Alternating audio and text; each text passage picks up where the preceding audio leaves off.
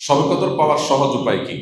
শবে কদরের রাত যেহেতু একেবারেই চূড়ান্তভাবে ফিক্সড কোনো রাত নয়, সেজন্য শবে কদর পাওয়ার উপায় হলো রমজানের শেষ দশকের প্রত্যেকটা রাতে ইবাদত করা। প্রত্যেকটা রাতে ইবাদত করার যদি সুযোগ না হয়, তাহলে কমপক্ষে বেজোড় রাতগুলোতে ইবাদত করা। নবী সাল্লাল্লাহু আলাইহি ওয়াসাল্লাম বলেছেন, তাহাররাউ লাইলাতুল কদরি ফিল বিদরি মিনাল আশরিল আওয়াখিরি মিন রমাদান। রমজানের শেষ দশকের বেজোড় রাতগুলোতে তোমরা কদর তালাশ করবে। তার মানে এর মধ্যে যে কোনোটা হতে পারে।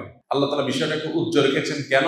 হাফেজ ইবনে হাজার আসকারী রাহমাতুল্লাহ আলাইহি বিশ্ববিখ্যাত হাদিস ব্যাখ্যাতা, হাদিস বেত্তা, তিনি সহিহ বুখারীর বিখ্যাত ব্যাখ্যা গ্রন্থ ফাথুল বারীতে লিখেছেন যে আল্লাহ রাব্বুল আলামিন লাইলাতুল কদর নির্দিষ্ট একটা রাতকে ফিক্সড করে না দিয়ে, এই যে শেষ দশক আবার বেজোড় রাতগুলোর মধ্যে সম্ভাবনা বেশি, এটা করেছেন যাতে করে আমরা বেশ কয়েকটা রাত ধরে ইবাদত করতে পারি। এখন মনে হতে পারে এটা তো আমাদের কষ্ট হচ্ছে, আমাদের জন্য বোঝা হলো, ফিক্সড হলে তো আমাদের জন্য সহজ হয়ে যেত।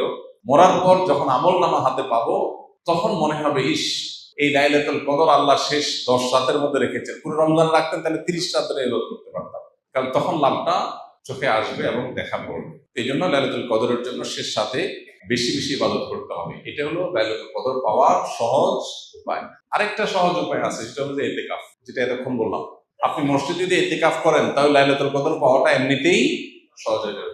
এমনকি ইতিকাফকারী ব্যক্তি, যদিও শেষ দশকে নবী সাল্লাল্লাহু আলাইহি ওয়াসাল্লাম রাত জেগে থাকতেন, যদি কোনো কারণে তিনি ঘুমাতে হয়েছে, ঘুমিয়েছিলেন, তারপরে ইতিকাফকারী ব্যক্তি ঘুমাইলেও সেটা ইবাদতের মধ্যে। বাসার ঘুম আর মসজিদে ইতিকাফকারী ঘুমের মধ্যে পার্থক্য আছে। মসজিদে অবস্থানটাই ইটসেলফ একটা ইবাদত। অতএব আপনি যদি চান যে আমার লাইলাতুল কদর মিস না হোক, তাহলে তার জন্য সবচেয়ে মোক্ষম সুযোগ এবং সবচেয়ে সহজ উপায় হলো ইতিকাফ করা। ইতিকাফ অত্যন্ত প্রেমময় একটি ইবাদত, যেটা খুব ভেতর থেকে ফিল করা যায়। আল্লাহর সাথে একান্তে কথা বলা যায়, অনুভব হবে যে আমি আল্লাহর ঘরে আছি, আল্লাহর ঘরে হাজির হয়ে গেছি। সবাই বের হয়ে যাচ্ছে, আমি বের হচ্ছি না, কারণ আমি আল্লাহর ঘরের বন্দী, নিজেকে বন্দী করে ফেলেছি। অন্যরকম এক ফিল আসবে ইনশাআল্লাহ। রমজানে কাজা হওয়া রোজা মা বোনরা কখন রাখা সর্বোত্তম হবে? সবচেয়ে উত্তম হলো সওয়ালের মধ্যে রেখে ফেলা, যত আগে রাখা যায়। যদি সেটা না রাখা যায়, পরবর্তী রোজার আগে আগে রেখে ফেলা উচিত। আয়েশা রাদিয়াল্লাহু তাআলা আনহা তার ভাঙতি যে রোজাগুলো হতো, সেগুলো তিনি পরবর্তী রমজানের আগে শাবান মাসে রেখে ফেলতেন।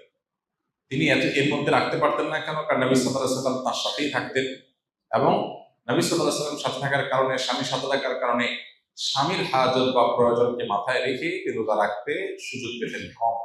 এদিকে শাবান মাসে নবী বেশি বেশি নফল রোজা রাখতেন, ওই সুযোগে তিনি তার রোজাগুলো রেখে ফেলতেন। এই জন্য শেষ সময় হলো পরবর্তী রমজান রাখা। কোনো কারণে যদি সেটাও কেউ না পারে, তারপরে রাখলেও আদায় হয়ে যাবে।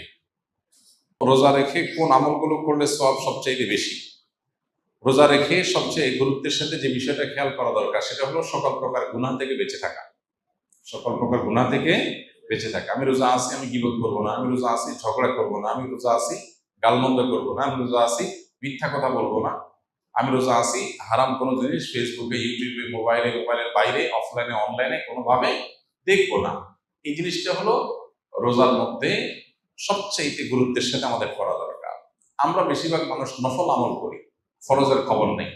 আমরা কোরআন তেলাওয়াত করি, আমরা ওয়াজ শুনি, আমরা জিকির আজকার করি, কিন্তু আমি মোবাইলে হারাম জিনিস দেখি, ভিডিও দেখি, মিউজিক শুনি, ইচ্ছায় অনিচ্ছায় আমার জ্ঞাতসারে অজ্ঞাতসারে গুনাহ করি, তাহলে আমার রোজার পুরো ফজিলতটা নষ্ট হয়ে যায়।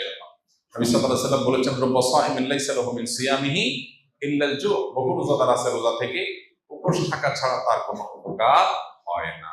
সেজন্য এই জিনিসটা খেয়াল করা দরকার। আর এর পাশাপাশি নফল আমলের ভিতরে সবচেয়ে বেশি করণীয় কোনটা, যদি সেটা বলেন তাহলে বলবো রমজান মাসে কোরআনে কারীমের প্রতি আমাদের বিশেষ গুরুত্ব থাকা উচিত। এর বাইরে দোয়াটা বেশি বেশি পরিমাণে করা দরকার আমাদের। রমজানে কোনো ব্যক্তি হঠাৎ এমন অসুস্থ হয়ে গেল যে সাহারি খেয়ে রোজা রাখতে পারবে না, সেক্ষেত্রে ওই ব্যক্তির রোজার কাফারা কি হবে?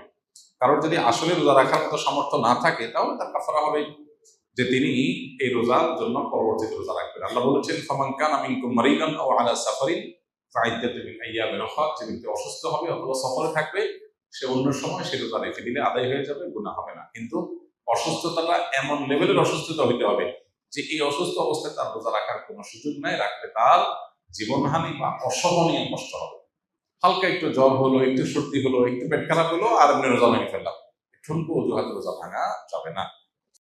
আসুন্নাহ ফাউন্ডেশন, উম্মার স্বার্থে সুন্নাহর সাথে।